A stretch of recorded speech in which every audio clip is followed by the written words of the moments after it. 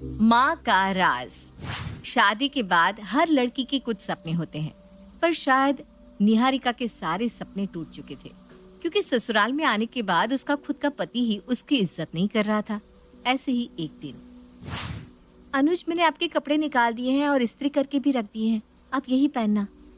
तुम्हें क्या लगता है शादी के बाद तुम मुझे अपनी उंगलियों पर नचाओगी? अब तुम जो बोलोगी वही कपड़े मैं पहनूंगा क्या? देखो, तुम ना मुझे मत सिखाओ कि मुझे कौन से कपड़े ऑफिस पहनकर जाने चाहिए और कौन से नहीं। पर आप ही ने तो बताया था शादी से पहले कि हफ्ते में 3 दिन आपको ऑफिशियल ड्रेस कैरी करनी होती है। वो शादी से पहले बताया था। अब हमारी शादी हो चुकी है, समय गुजर चुका है, ऑफिस के नियम बदल गए हैं और मैं भी। और कुछ? इतना बोलकर अनुज बिना किसी बात के निहारिका पर नाराज होकर वहां से चला जाता है, पर बेचारी निहारिका एक शब्द नहीं कहती। अब खाने के टेबल पर निहारिका उसे खाना निकाल कर देती है, पर अनुज निहारिका का निकाला हुआ खाना भी नहीं खाता और सबके सामने अपनी माँ से कहता है, माँ, मुझे ऑफिस के लिए लेट हो रहा है और आप अपने घर के कामों में व्यस्त है। आपको पता है ना कि मैं सिर्फ आपके हाथों का निकाला हुआ खाना ही खाता हूँ। भैया, माँ भाभी को इसीलिए लेकर आई है ताकि आपकी और इस घर की जिम्मेदारी भाभी संभाले। आपका बस चले तो आप सारी जिंदगी माँ से ही काम करवाओगे। भाभी ने निकाल कर दिया है ना खाना, क्यों नहीं खा सकते? देख रही हो माँ, इसकी जुबान कितनी ज्यादा चल रही है। मेरी शादी से पहले आपको इसकी शादी करवा देनी चाहिए थी। अरे बस करो, तुम दोनों सुबह सुबह लड़ना शुरू कर देते हो और तेरे नखरे तो मेरी समझ में नहीं आते। रुक जा, निकाल रही हूँ खाना, पता नहीं कब बहू के हाथ से खाएगा। अरे सारी जिंदगी मैं तेरी सेवा नहीं करने वाली, आखिर तेरी शादी क्यों करवाई हमने? अब आशा सुबह सुबह अनुज को ज्ञान देने लगती है। अनुज का गुस्सा धीरे धीरे बढ़ता जा रहा था और वो बिना कुछ खाए खाने पर सूट जाता है और चुपचाप ऑफिस चला जाता है। अनुज का ये रवैया देखकर सभी घर वाले बड़े हैरान होते हैं और आशा निहारिका से कहती है, अब इस लड़के को क्या हो गया सुबह सुबह? इसका तो मुझे समझ में ही नहीं आता। निहारिका बहू, तुम दोनों के बीच में सब ठीक तो है ना? कोई लड़ाई वड़ाई तो नहीं हुई? नहीं माँ जी, हमारे बीच कोई लड़ाई नहीं हुई, सब ठीक है, पर पता नहीं क्यों आज सुबह से ये कुछ परेशान है। अगर भैया परेशान है भाभी, तो भैया का ख्याल रखो ना, जानने की कोशिश करो आखिर भैया क्यों परेशान है। बहुत बोलती है नीति, तू जा अपने कमरे में जा। और बहू, नीति वैसे बिल्कुल सही कह रही है। अब तेरी जिम्मेदारी है अपने पति को खुश रखने की। अगर वो किसी बात से नाराज है तो जानने की कोशिश कर, क्योंकि मैं रोज रोज घर में सुबह सुबह कलेश नहीं देखना चाहती। और नई बहू के आते ही घर में कलेश हो, ये बात आसपास के लोगों को पता चल गई ना, तो पता है कैसी कैसी बातें करेंगे। जी माँ जी। निहारिका को आए अभी कुछ ही दिन हुए थे, पर इन कुछ दिनों में निहारिका हर वो कोशिश कर रही थी ताकि वो अपने ससुराल में ढल सके और अनुज की नाराजगी को खत्म कर सके। पर अफसोस ऐसा नहीं होता और अनुज की नाराजगी समय के साथ धीरे धीरे बढ़ने लगती है। ऐसे ही एक दिन पूरा परिवार तैयार होकर मंदिर जा रहा था, तभी अनुज घर वालों से कहता है, माँ, क्या जरूरत थी मंदिर में पूजा रखवाने की? घर में भी तो पूजा रख सकते थे। आपकी वजह से मुझे पूरे दिन की छुट्टी लेनी पड़ रही है ऑफिस की। ज्यादा नाटक मत कर। हमारे में रिवाज है, घर में जब भी बेटे की शादी होती है तो उसकी शादी के कुछ दिनों बाद मंदिर में जाकर कुल देवता की पूजा की जाती है और इस पूजा में पूरा परिवार बैठता है। तुझे और बहू को भी बैठना है। माँ, मैं इस पूजा में नहीं बैठ पाऊंगा, क्योंकि अभी अभी मेरे ऑफिस से फोन आया है, मुझे बॉस ने बुलाया है। मैं हाफ डे में ऑफिस जा रहा हूँ। आप लोग मंदिर के लिए निकले, मैं पीछे से आ रहा हूँ। सिर्फ 5 मिनट के लिए पूजा में रहूंगा और उसके बाद ऑफिस जाऊंगा। अनुज जी, पर आपके बॉस ने तो आपको पूरी छुट्टी दी थी, आपने ही पूरी छुट्टी लेने से मना कर दिया। तुम बहुत नजर रखने लगी हो मुझ पर, हाँ? मैंने खुद मना किया छुट्टी से, क्योंकि मुझे तुम्हारे साथ पूजा में बैठना ही नहीं है। और कुछ सुना है किसी को? इतना बोलकर अनुज गुस्से में वहां से चला जाता है और पूरा परिवार मंदिर के लिए चला जाता है। बिना अनुज की मौजूदगी में पूरी पूजा खत्म हो जाती है और पूरा परिवार घर वापस आ जाता है, पर अनुज घर पर नहीं होता। अपने बेटे की बेरुखी देखकर अब आशा अपनी बहू को ताने देती है, जब से तेरे साथ मेरे बेटे की शादी हुई है, इसका तो रवैया ही बदल गया है। जरूर तेरे घर वालों ने कुछ कहा होगा मेरे बेटे को।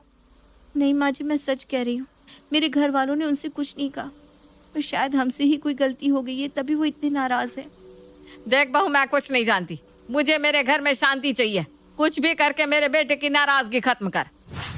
आशा अपने बेटे को कुछ ना बोलकर उल्टा निहारिका को ही खरी खोटी सुनाकर चली जाती है।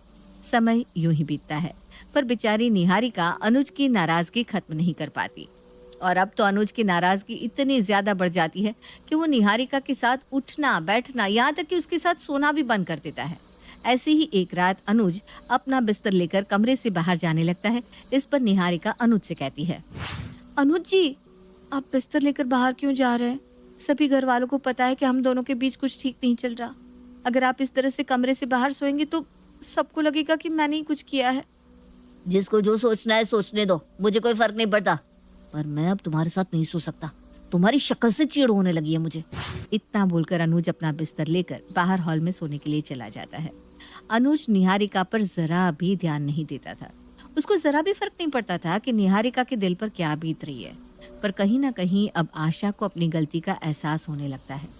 वो देखती है कि उसकी बहू और बेटे के बीच की दरार बढ़ती जा रही है, जिसके बाद वो अपना राज और नहीं छुपा पाती। और एक दिन जब छोटी सी गलती पर अनुज निहारिका पर हाथ उठाने लगता है तो आशा अपने बेटे का हाथ पकड़ लेती है। अनुज बेटा, तू ये सही नहीं कर रहा है। निहारिका बहू की कोई गलती नहीं है, तुझे कुछ नहीं पता। माँ, मुझे कुछ नहीं पता। आपने इसे सर पर चढ़ा रखा है और इसके घर वाले आपकी जरा भी कदर नहीं करते। वो तो अच्छा हुआ जो उस दिन मैंने इसके घर वालों की बातें सुन ली। कितना बुरा बोल रहे थे वो लोग आपके बारे में, आपको पता है? नहीं बेटा, शादी के बाद बुरा तेरे ससुराल वालों ने हमसे नहीं, बल्कि हमने तेरे ससुराल वालों से कहा। शादी से पहले हमने दहेज के लिए साफ साफ मना कर दिया था, पर शादी के बाद जब बहू की विदाई हुई तो हमने दहेज की डिमांड रखी।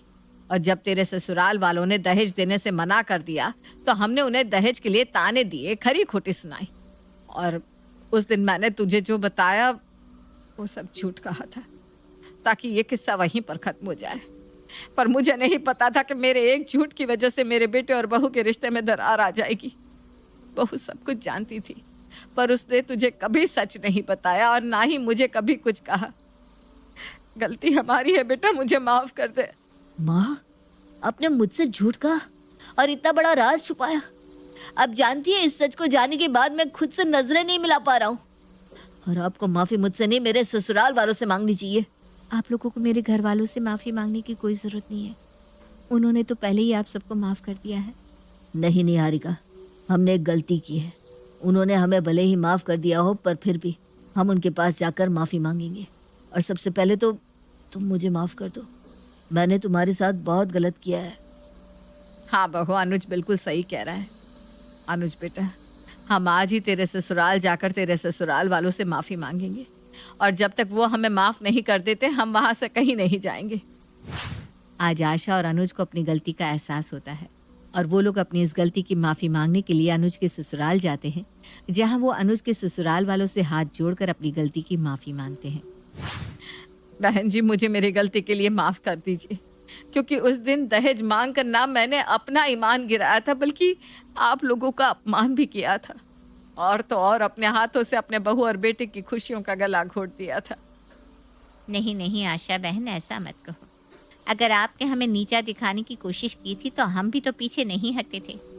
आखिर हम लड़की वाले हैं, हमें सोचना चाहिए कि लड़के वाले दहेज मांगे या ना मांगे, पर हमें तो दहेज देना चाहिए। पर सच बताओ, हम गरीब लोग हैं, आपको दहेज नहीं दे सके और ना ही दे पाएंगे। माँ, एक माँ बाप अपनी बेटी किसी और के हाथों में सौंपते हैं। इससे बढ़कर कोई और दहेज भी है क्या? मुझे दहेज कभी नहीं चाहिए। और मेरी माँ ने उस दिन आपसे जो भी कहा उसके लिए मुझे माफ़ कर दीजिए। मुझे नहीं पता था कि गलती मेरे घर वालों की है। मेरी माँ ने मुझसे ये राज छुपा के रखा और मुझसे झूठ कहा। इसलिए अपनी गलतियों के लिए यहाँ हम आपसे हाथ जोड़कर माफ़ी मांगने आए हैं, क्योंकि बिना पूरा सच जाने मैंने भी निहारिका को बहुत परेशान किया। आपने विश्वास करके अपनी बेटी का हाथ मेरे हाथ में दिया और मैंने आपका विश्वास तोड़ दिया। दामाद जी, माफ़ी मांगकर हमें छोटा मत कीजिए। और वैसे भी सुबह का भूला अगर शाम को घर आ जाए तो उसे भूला नहीं कहते। इस तरह से अनुज के ससुराल वाले भी उन्हें दिल से माफ़ कर देते हैं।